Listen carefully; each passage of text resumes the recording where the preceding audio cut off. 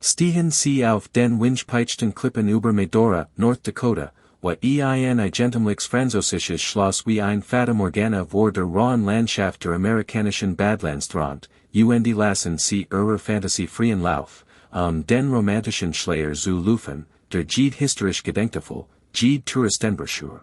Jed Sepia Farbin Foto Diocese 26 Zimmer Denkmals unmöglichen Ergeiziges Hult.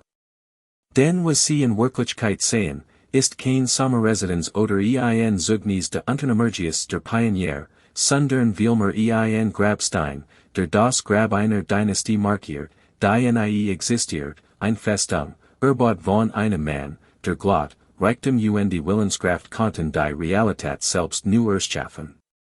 Wenn dies Mauern sprechen konnten, dies importierten Holzrahmenwind, gefühlt mit eleganten Möbeln, die über Ozean die Kontinent Wirtschaft wurden sie innen ein düstere Geschichte erzählen als die in den Reisführern, ein Geschichte über den schrecklichen Preis, in einer Welt akzeptiert wurden zu wollen, die einen nie wollt, über die unsichtbaren Hand, die Imperien aufbauten. Und dafür Anerkennung zu erhalten, über die Membran zwischen Vision die Illusion, Darüber, wie selbst die großen grandios Traum können in Gewalt umschlagen, wenn ein Mann erkennt, das Wedger sein Titel nach sein Vermögen in vor den Kraften schützen können, die in Amerika die war Macht ausüben.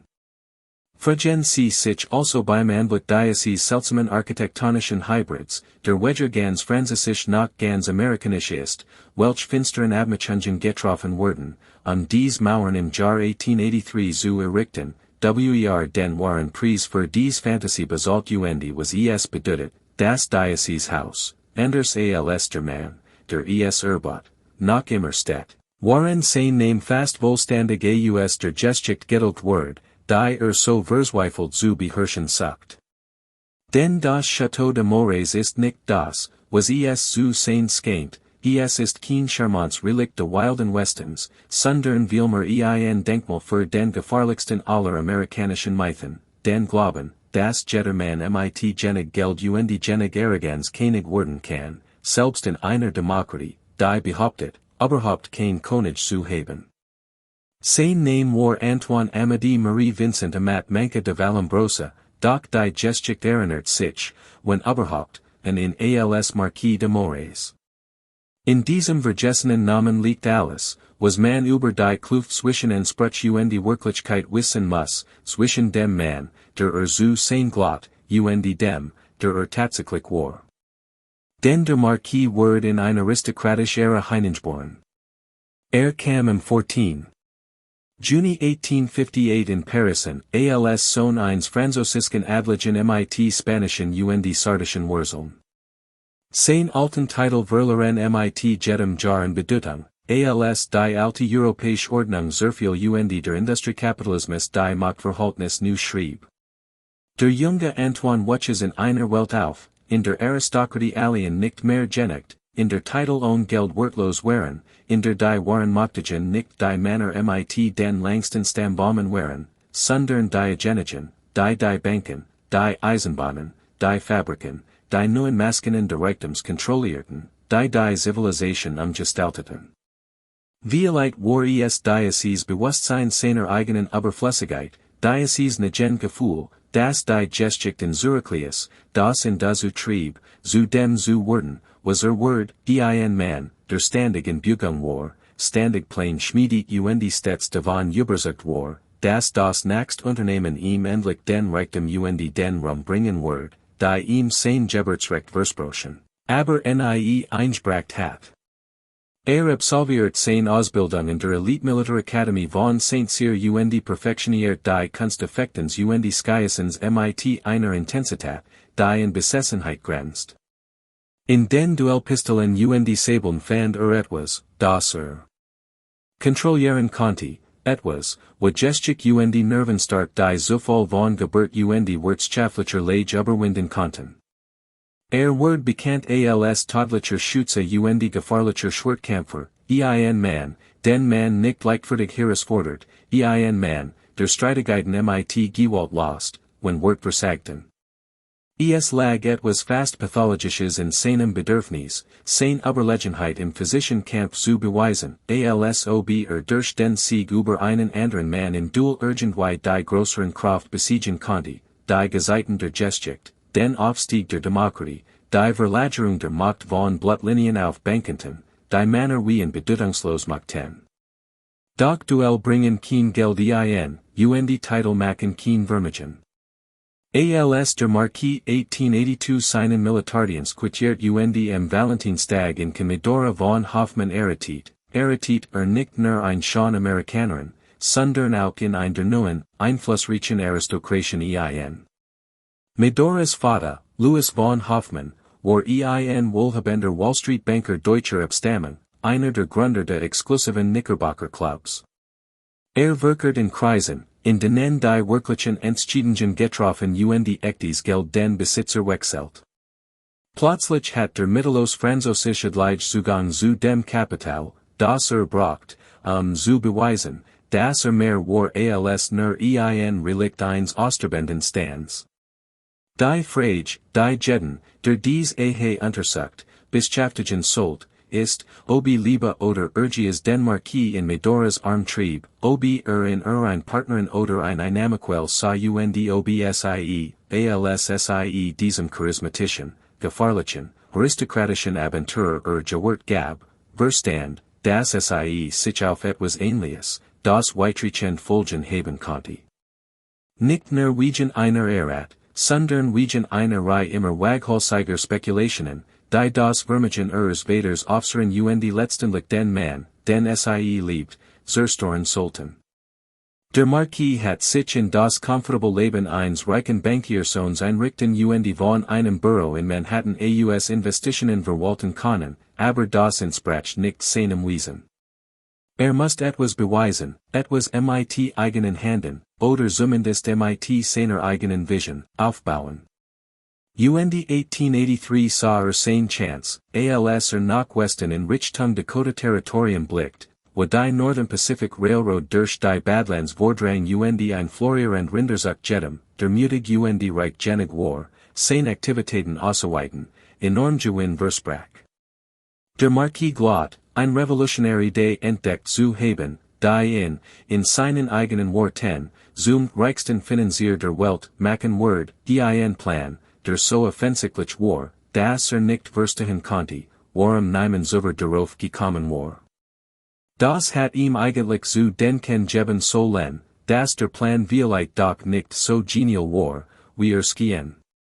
Die Theorie war elegant in ihrer Einfachheit, anstatt dass die Versuchter ihr Rinder nach Chicago trieben, wo sie auf dem Weg in Geücht Verlorene und dann von den großen Fleischverarbeitungsbetrieben, die den Market beherrschten, geschlachtet wurden, warum nicht die Rinder direkt im Dakota Territorium schlachten, das Fleisch frisch zubereiten, es in die neuen Kühlwagens verladen, die gerade erst verfügbar wurden, und das zubereitet Fleisch in perfektem Zustand nach Osten transportieren. So wurden die Zwischenhändler ausgeschaltet, Verschwendung reduziert, qualitativ hochwertigere Produkt zu niedrigeren Preisen angeboten und der Gesamtgewinn eingestrichen, der Zeit zwischen Versuchtern, Eisenbahngesellschen und den Chicagoer Fleischverarbeitern aufgeteilt wurde. Es war vertikale Integration, beaver dieser Begriff zum Klischee in der Wirtschaftswissenschaft word, es war Disruption, beaver das Silicon Valley in zu einer Religion erhoben hat. Für den Marquis skien es ein sicherer Weg zu enormem Reichtum zu sein, doch verstand grundlegend nicht, wie Macht in der amerikanischen Wirtschaft tatsächlich funktioniert. Denn der Chicago Beef Trust war nicht nur eine Ansammlung von Unternehmen, sondern ein eng verflochtenes Netzwerk aus Beziehungen, politischen Verbindungen, Eisenbabkommen und strategischen Engpassen. Worüber Jahrzehnte sorgfältig aufgebaut wurdens, sicherzustellen, dass kein Außenstehender ihr Kontrolle in Frage stellen konnte, und der Marquis war in der Tat ein Außenstehender, ein ausländischer Aristokrat mit mehr Selbstvertrauen als Verstand, der versucht, sich in einen Market zu drängen, der nicht die Absicht hat, in erfolgreich sein zu lassen. AM1 April 1883, dem Aprilscherstag, und dies bittere Ironie sollten wir nicht überschen, Traf der Marquis de Mores in den Dakota Badlands und Nam ein 6 Quadratmeilen großes Stück Land am Little Missouri River in Besitz. Mit dem Geld seines Schwiegervaters begann nicht nur ein Geschaft, sondern ein ganz Stadt zu errichten, die nach seiner Frau Medora benannte. In dieser Gest spiegeln sich soll sein romantischer als auch sein ungeheuer Arroganz wider. Denn ein Stadt nach seiner Frau zu benennen, mag charmant erscheinen, bis man bedenkt, dass damit in ein Stück Amerika mit seinem Familiennamen brandmarkt, ein Flag ist erklärt, dies Rau Grenzsiedlung sei sein persönliches Reich, eine Erweiterung seines Willens. Die alteingesessenen Siedler im nahegelegenen gesetzlosen Städtchen Little Missouri kannten sofort, was tat, hast ten in Dafür. Denn der Marquis kam nicht, sich Gemeinschaft anzuschließen, sondern sie zu beherrschen, sein Vision aufzuzwingen diesen rauen Grenzgängern zu sehen, wie ein ständiger europäischer Adliger Geschaft wird. Der Graal war groß. Es war spontan auf Gegenseitigkeit. Das Ausmaß seines Unternehmens war überwältigend, kauft über 44,000 Hektar Weideland für sein Rinderherden, baut einen riesigen Schlachthof, in seiner französischen Terminologie einen Abattoir, mit der Kapazität, 100 von Rindern pro Tag zu verarbeiten, errichtet ein Kuhlenlich mit Eichaussern, das geschlachtet Rindfleisch Kohl zu halten, baut Lagerhallen. Arbeiterwohnungen einen Werksladen, legt Straßen für sein neue Staaten baut ein großes Hotel für die Besitzer. Schließlich errichtet auf einem Felsvorsprung mit Blick auf das Gesamtunternehmen das Château de Mores, Genis 26, Zimmer, Holzbad, das ihm soll als Sommerresidenz als auch als Kommandozentral dienen sollt, ein Ort, von dem buchstäblich auf sein Imperium herabblicken sich wieder Herrschers fühlen konnte, für den sich hielt. Wenn man die Psychologie dieses Mans verstehen will, muss man folgendes begreifen, wollt nicht nur ein erfolgreiches Unternehmen führen, wollt als erfolgreicher Unternehmer gesehen werden, wollt ein sichtbares Denkmal seines eigenen Genies schaffen, das die Welt zwingen wird, sein Überlegenheit entwerken. Dieses Bedürfnis nach Bestätigung von außen, dieses Verlangen nach Anerkennung, sollt sich letztendlich als starker erweisen als sein Geschäftsen. Doch hat dieses Imperium aufgebaut, Wessen Handhaben tatsächlich die Arbeit geleistet, für die der Marquis die Lorbeeren einheimst. Denn wenn wir vom Schloss, der Fleischfabrik der Stadt sprechen, verwenden wir den passiv, es wird gebaut, es wird errichtet, als wären dies Bauwerk einfach durch den Willen de Marquis die Macht seines Kapitals entstanden. Doch so wird natürlich nix gebaut. Es gab Arbeiter, Dutzend, den 100, Männer, die unter gefahrlichen Bedingungen brutal Arbeitszeiten für einen Lohn schafften, der kaum earnen konnte. Männer, die Baume falten, Bretter sagten, Nägel einschlugen, Stein schleppten die Fundamente in der Sommerhitze Winterkalt Dakotas Auschoben. Im Schloss selbst gab es Bediensteht, mindestens ein Dutzend, wie die historischen Aufzeichnungen belegen. Ihr Namen sind größtenteils Verlorene gegangen, waren der Name de Marquis in Stein gemeißelt ist. Dies Bediensteten, Magda, Kochenen, Gartner Stallknecht, hielten die Illusion aristokratischer Bequemlichkeit aufrecht, die der Marquis für sein Selbstbild braucht. Sie polierten die importierten Möbel, servierten die aufwendigen Mahlzeiten sorgten dafür, dass die Gast bei ihrer Einkunft bestens versorgt waren.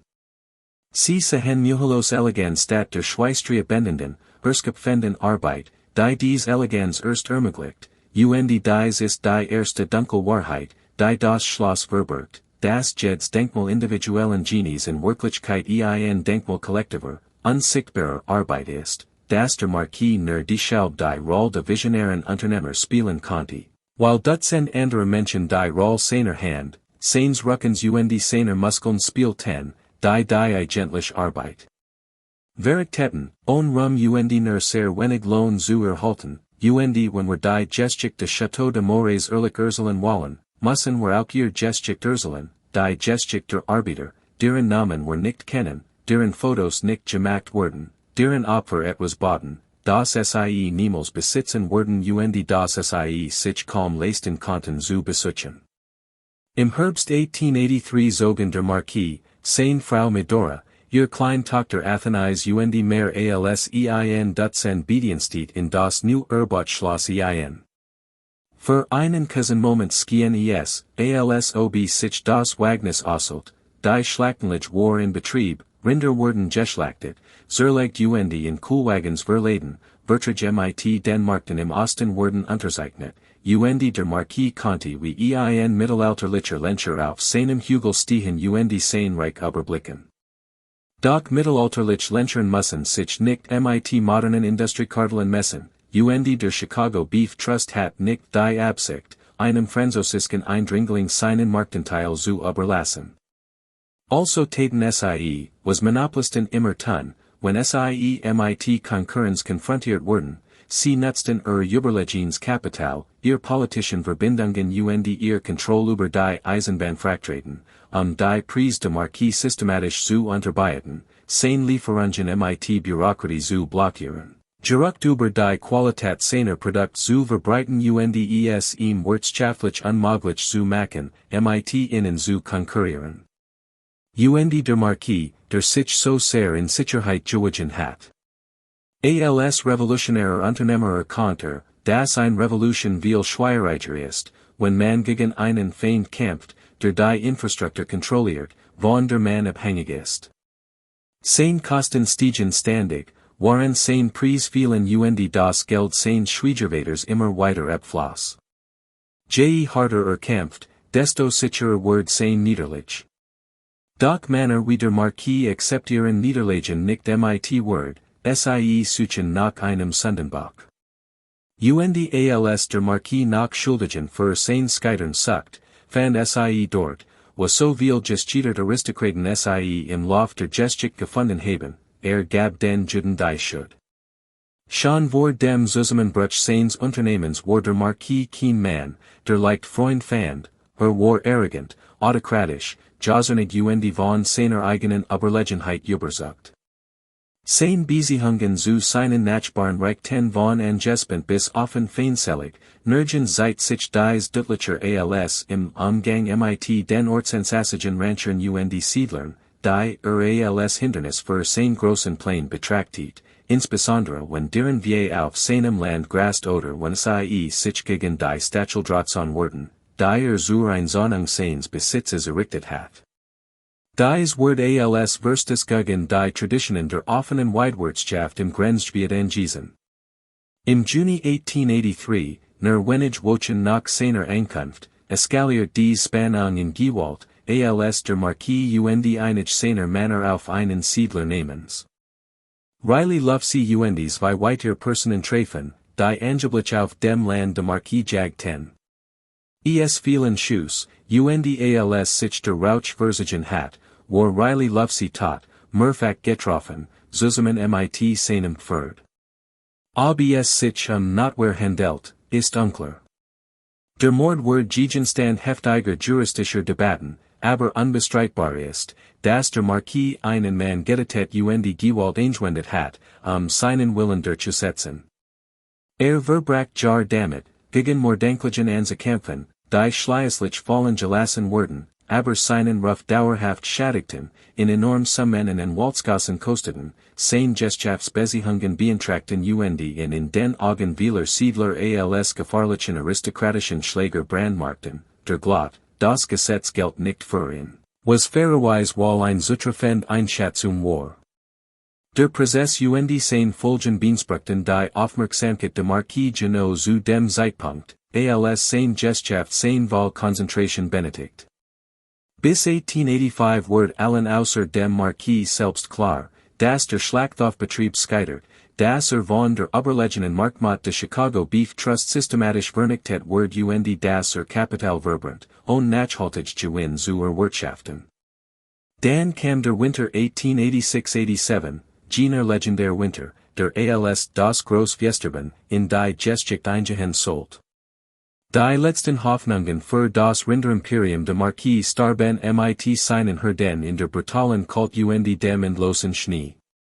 Denn der Winter 1886-87 war nicht einfach nur ein weiter harter Winter, war der Winter, der die Weidwirtschaft vernichtet.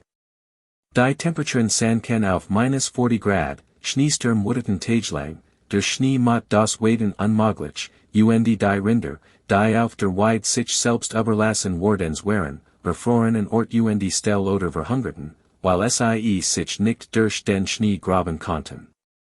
Eisgrustiger Schnee reicht bis zum Grad darunter, und in Montana, dem Dakota Territorium und Wyoming starben 100.000 Rinder, Ranches gingen über Nacht bankrott, Vermigen, die im Boom der frühen 1880er Jahre aufgebaut wardens waren, verflechtigten sich, und der Marquis Verlor den Großteil seiner Herd und damit jede realistisch Chance, seine Gesellschaft rentabel zu machen.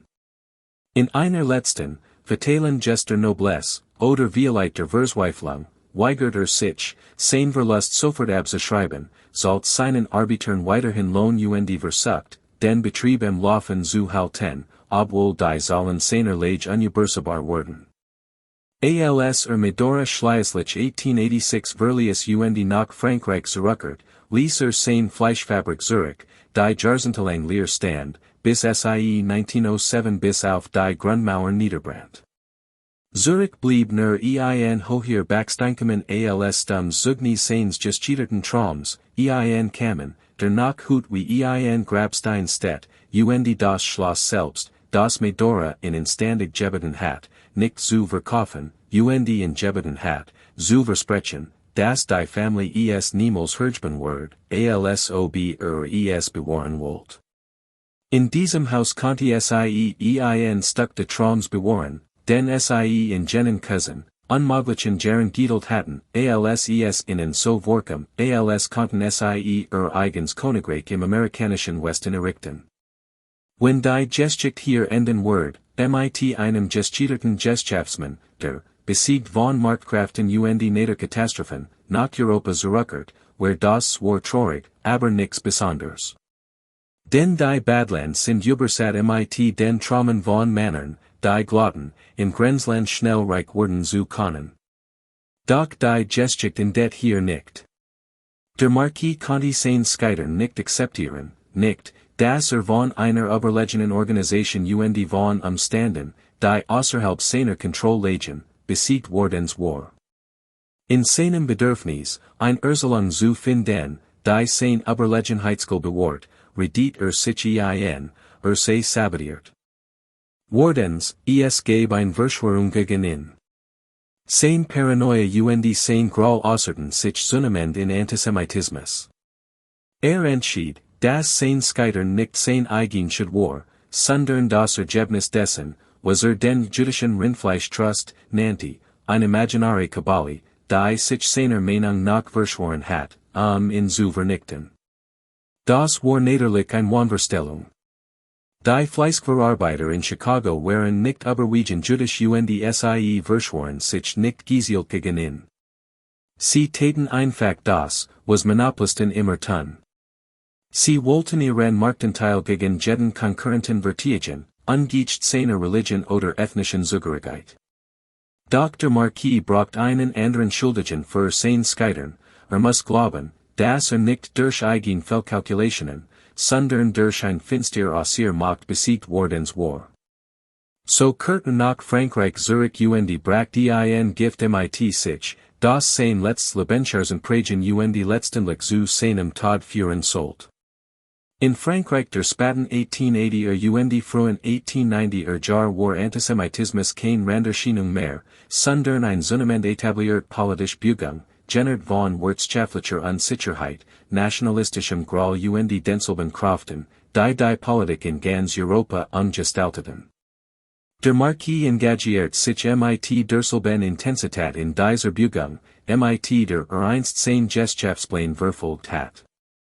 Trat der antisemitischen Liga Frankreichs bei, wird ein enger Vertreter von Edouard Drumont, dem beruchten Autor von das jüdische Frankreich und Gründer der vehement antisemitischen Zeitung La Libre Parole. Seinen aristokratischen Status und seinen Ruf als Mann der Tat nutzte, zu einer der prominentesten und gefahrlichsten Figuren der Bewegung zu werden. Den anders als manch Antisemiten, die sich mit schreiben und reden benugten, oder Marquis bereit zu toten. Am 23. Juni 1892 tat Genau das, indem sich ein Schwertduell mit Hauptmann Armand Meyer liefert, einem jüdischen Offizier der französischen Armee, der den Antisemitismus öffentlich kritisiert hat. Die antisemitischen Aktivitäten de Marquis und der Mord an Hauptmann Meyer waren de Duels, bei dem Meyer mit seinem Sabel erstak, waren kein Unfall oder ein unglückliches Ergebnis einer Gentleman-Diskussion, sondern ein politischer Mord, der sich im Gewand der Renkelter präsentiert. Die Ermordung Meyers wurde zu einem nationalen Skandal und lost massive Protest jüdischer Gemeinden und Verbündeten aus obwohl der Marquis im Prozess freigesprochen wurde, Duell waren in Frankreich damals noch formal legal, und hat Einflussreich Freund, brandmarkten der Mord für immer nicht nur als Antisemiten, sondern als einen Mann, dessen Hass tödlich geworden war. Historiker erkennen heute, dass die antisemitische Hetze de Marquis und der Mord an Hauptmann Meyer die Wirtschaftliche Atmosphäre schaffen, die zur Dreyfus-Affäre führt, jener gewaltigen Verschwörung und jenem Justizertum, der Frankreich Zeres und das Ausmaß der antisemitischen Hasses in der französischen Gesellschaft offenbart. Wenn wir also die Geschichte des Château de Mores erzählen, dürfen wir sie nicht von diesem Kontext trennen. Daraus lässt sich schließen, dass der Mann, der Erbot, zum Mörder wird, das in sein geschichtlichen Misserfolgen einen Ideologien de Hasses verwandelten, das derselbe Ergies und dieselbe Arroganz, die in Antrieben, in Dakota ein Imperium aufzubauen, in auch dazu brachten, einen Mann zu toten, weil Jude war und sein gemeint Würdigkeit. Und dies ist dies weit dunkle Wahrheit, die das Schloss verbergt, das Reichtum und Visionen einen Menschen nicht tugendhaft machen, dass die Eigenschaften, die waren Unternehmern schätzen, Selbstvertrauen, Entschlossenheit, Risikobereitschaft, einen Menschen genauso leicht zu monströsen Taten treiben können, wenn sein Ego ein Scheitern nicht akzeptieren kann. Die Geschichte de Marquis hat mit dem Duell enden können, sein Ruf ruiniert und sein politischen Ambitionen vereitelt. Doch konnte nicht aufhören, sich nicht zur Ruhe setzen, sich nicht damit abfinden, einfach in Vergessenheit zu geraten. So sein ein weiteres großes Abenteuer, einen weiteren Plan, der sein Genie und seinen Mut beweisen sollte. 1896 verkündet sein Reise nach Nordafrika, genauer gesagt in die abgelegenen Gebiete der Tuareg Stamm. Dort wollte, so behauptet das Wohlwollen Frankreichs fordern und Möglichkeiten zur Kolonialexpansion ausloten. Doch der Wars weg seiner Reise war noch grandioser und wahnhafter, offenbar glotter, muslimisch Stamm in einem heiligen Krieg gegen die seiner Ansicht nach zwei Bedrohungen, den britischen Imperialismus und den jüdischen Einfluss, vereinen zu können. Wollte sich als ein Artbruch zwischen französischem Nationalismus und islamischen Widerstandsbewegungen positionieren und zum Königsmacher in den Kolonialkämpfen werden, die damals Afrika umgestalteten. Angesichts dieses Wahnsinns, angesichts der Vorstellung, dass der gescheiterte Fleischfabrikant und aristokratisch Duellend Glot, kann die Geopolitik durch seine Persönlichkeit verändern. Doch der Marquis hat seine Ambitionen stets mit der Realität verwechselt. Brach mit einer kleinen Gruppe von Anhängern nach Afrika auf, und am 9. Juni 1896, nur 5 Tage vor seinem 38. Geburtstag, wurde der Marquis de Mores in der Nähe von El-Waisha im heutigen Tunesien von einer großen Gruppe, berichten zufolge mehr als 40, seiner Tuareg-Führer eingriffen. In dem Tumult der Angriffs, als Kugeln und Klingen flogen, wurde der Marquis getötet. Ob es sich einen einfachen Mord von Banditen in einem wehrlosen Reisenden handelt oder ein politisches Attentat, inszeniert von seinen zahlreichen Feinden in der französischen Regierung, die in als Peinlichkeit und Bedrohung ansehen, ist bis heute unklar. Sein Witwe Medora verbracht Jar damit, zu beweisen, das die französische Regierung den Tod ihres Manns inszeniert hat. Ob sie recht hat oder ob es in ihrer eigenen Unfähigkeit lag, die Wahrheit ans Licht zu bringen, bleibt ein Rätsel. Auch wenn wir nicht annehmen, dass ihr Mann sich durch Liken und Schlecks Urteilsvermögen einfach selbst umgebracht hat, werden wir es nie mit Sicherheit wissen, aber wir wissen, dass der Marquis de Mores so starb, wie gelebt hat, gewaltsam, fern der Heimat, auf der sich nach einem grandiosen Traum, der niemals in Erfüllung gehen sollt. Als die Nachricht von seinem Tod Medora in dem Schloss erreicht, das nach immer ihren Namen trug, musste sie sich mit den Trümmern des Lebens auseinandersetzen, das sie gemeinsam aufgebaut hatten, mit dem Vermögen, das sie ausgegeben hatten, mit dem Mann, der geworden war. Medora von Hoffmann Vallombrosa, die Marquise de Mores, überlebte ihren Mann 25 Jahre starb 1921 in Frankreich. In diesen Jahren behielt sie das Schloss in North Dakota, wie es sich ihr Mann gewünscht hat, weigert sich, es zu verkaufen, obwohl es größtenteils leer stand, ein Mahnmal einer unwiederbringlichen Vergangenheit. Während des Ersten Weltkriegs wandelt sie ihr französisches Haus in ein Lazarett für verwundete Soldaten als kann sie durch die Pflege der Gebrechenen Körper dieses schrecklichen Kriegs die Gewalt, die das Leben ihres Manns gepragt hat, irgendwie wiedergeben. Sie erkrankt während einer Jagdexpedition in Nepal an einer Infektion, denn selbst im mittleren Alter blieb sie die furchtlos Abenturerin, die Badlands mit ihren Rit Schießkünsten begeistert hat, diese Infektion totet sie schließlich. Vor ihrem Tod ließ sie sich von ihren Kindern versprechen, das Haus der Medoras niemals zu verkaufen, sie hielten Versprechen. 1936 erwarb der Stadt North Dakota das Schloss, von 1937 bis 1941 diente es als civiles Anwesen. Das Conservation Corps, Gene Arbeiter der. Seit der großen Depression, deren Arbeit wie ein weiter unsichtbar Hand dieses Bauwerk bewahrt, restauriert das Gebäude, es wird zu einer staatlichen historischen Stadt erklärt.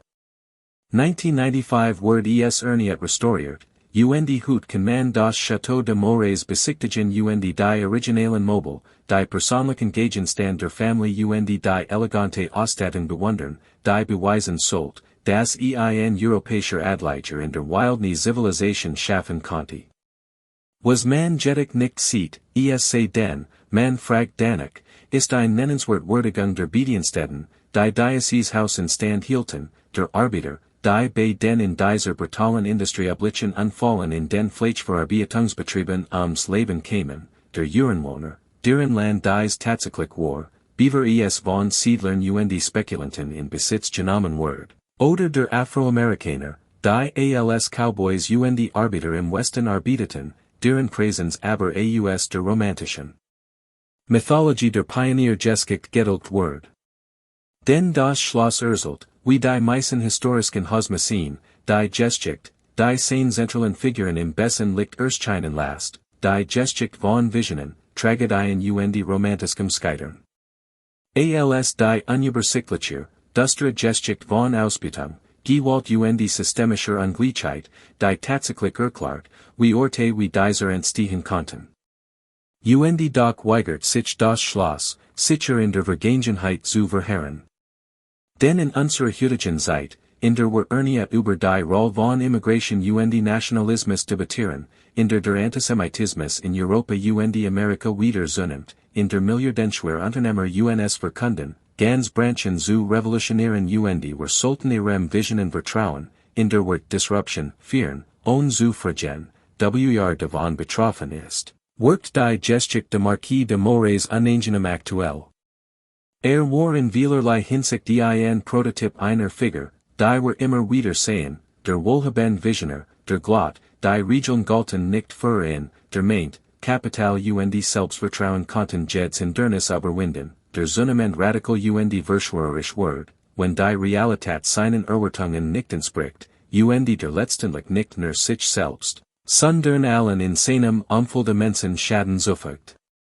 Wenn wir das Château de Mores Hut betrachten, sollten wir es nicht als charmants Relikt sehen, sondern als Warnung, als Mahnung, das Urgias ohne Weisheit gefahrlich ist, das Reichtum ohne Weisheit gefahrlich ist. Verantwortlich ist zerstörerisch, die Grenze zwischen Visioner und Schurk ist oft dünner, als wir wahrhaben wollen, und die Denkmäler, die Männer hinterlassen, Urselen uns ebenso viel über ihr Misserfolg wie über ihre Erfolg, wenn wir nur bereit sind, genau und ehrlich zu betrachten, was dies Denkmäler wirklich repräsentieren.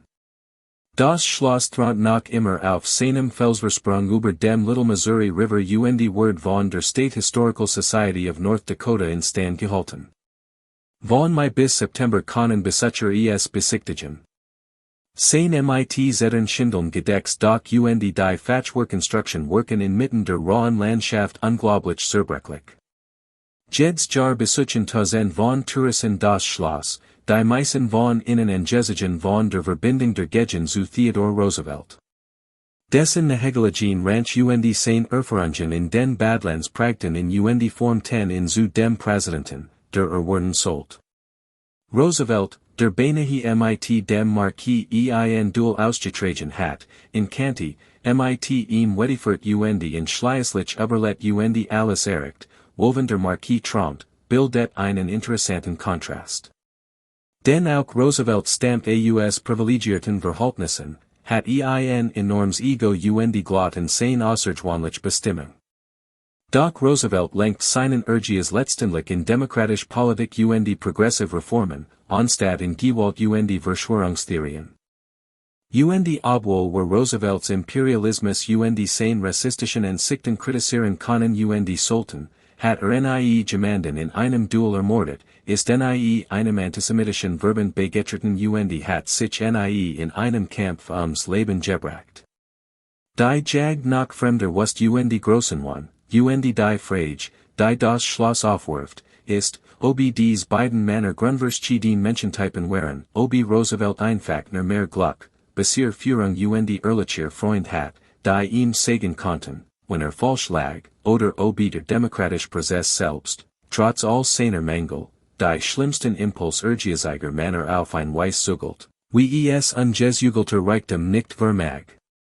Was uns das Château de Mores lehrt, wenn wir bereit sind zu lernen, ist, dass das Merken vom Selfmade fast immer ein Lüge ist, das hinter jeder individuellen Erfolgsgeschichte ein Netzwerk unsichtbarer Arbeit, erwerbter Wortel und struktureller Privilegien steht, die beim Naturzellen ausgelöscht wurden, dass die Eigenschaften, die wir in Unternehmern und Führungskräften schätzen, Selbstvertrauen, Visionen, Entschlossenheit, die Bereitschaft, Konventionen in Frage zu stellen, auf einem Spektrum mit Arroganz, Selbstdauschung, Sturheit und Soziopathie existieren, das Scheitern die Ziel eines Menschen grundlicher vergiften kann, als vergessene reinigen kann, dass die menschliche Fähigkeit zur Selbstdauschung nahezu unendlich ist, insbesondere bei den Reichen und Mächtigen, die es sich leisten können, ihr Illusionen aufrechtzuerhalten. Das Gewalt immer nachher in der Oberfläche liegt, als wir wahrhaben wollen, insbesondere bei Männern, denen beigebracht wird, dass und ihre Identität von der Beherrschung anderer abhängen, das Antisemitismus und ihr vermende Hassis psychologisch befriedigend Erklärungen für persönliches Versagen beiten, die es den Menschen ermöglichen, sich ihren eigenen Fehlern nicht stellen zu müssen, und dass das historisch Gedächtnis immer selektiv und immer von anderen geprägt ist.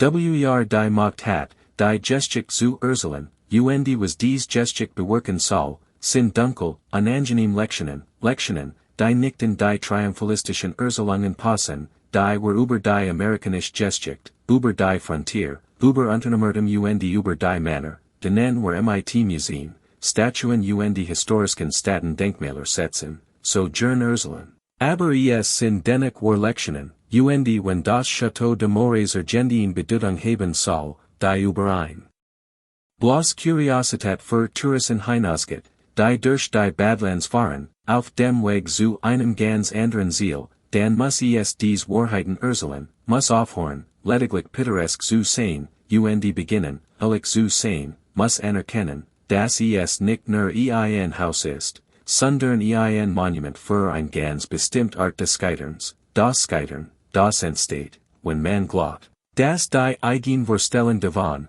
wie die Welt sein sollt, wichtiger ist als die Art, wie sie tatsächlich ist, das Scheitern, das daraus entsteht, dass man die Menschlichkeit der Menschen nicht sieht, deren Arbeit die eigenen Ambitionen trägt, das Scheitern, das daraus entsteht, dass man so verzweifelt außergewöhnlich sein will, dass man bereit ist, sich selbst und zu zerstören, statt zu akzeptieren, dass man einfach nur menschlich ist, sterblich, ein einzelner Mensch unter Milliarden. Ohne besonderen Anspruch auf Herrschaft oder Ruhm, außer dem, was man mit Gewalt oder Glück nehmen halten kann, das ist die letztdunkle Wahrheit, die das Château verbergt, die Wahrheit, die jedes Monument der Macht offenbart, wenn man es nur lang genug betrachtet, dass alle Imperien zerbrochen, alle Dynastien enden, alle großen Visionen zu Staub wurden, die einzig Frage ist,